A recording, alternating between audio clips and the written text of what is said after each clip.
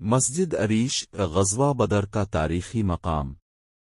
مسجد عریش ایک عظیم الشان یادگار ہے جو اسلامی تاریخ کے اولین اور فیصلہ کن مرکہ غزوہ بدر سے جڑی ہوئی ہے۔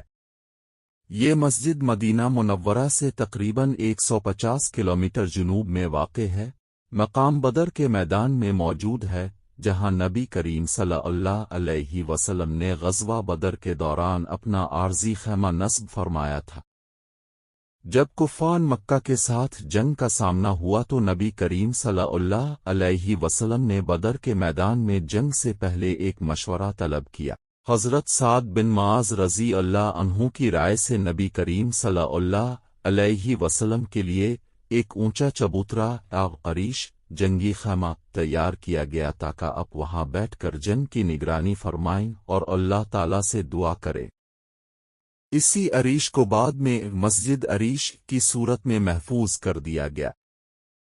اس عریش میں بیٹھ کر رسول اللہ صلی اللہ علیہ وسلم نے اللہ تعالی سے فتح کی دعائیں کیں اور بہت گریہ وزاری کی۔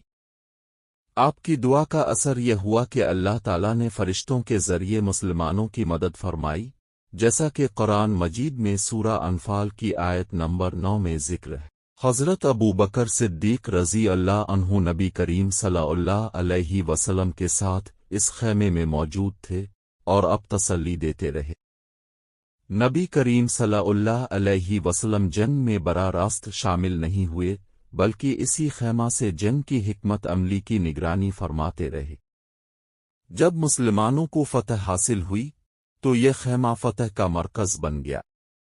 بعد میں صحابہ کرام نے اس مقام پر مسجد تعمیر کی تاکہ اس تاریخی جگہ کو ہمیشہ کے لیے یادگار بنایا جائے۔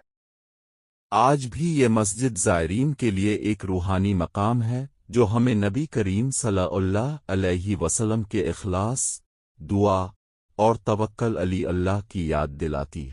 مسجد عریش نہ صرف ایک تاریخی عمارت ہے بلکہ مسلمانوں کے ایمان، قربانی اور صبر کی علامت بھی ہے۔ یہ ہمیں یاد دلاتی ہے کہ اللہ تعالی پر بھروسہ رکھنے والے کبھی ناکام نہیں ہوتے۔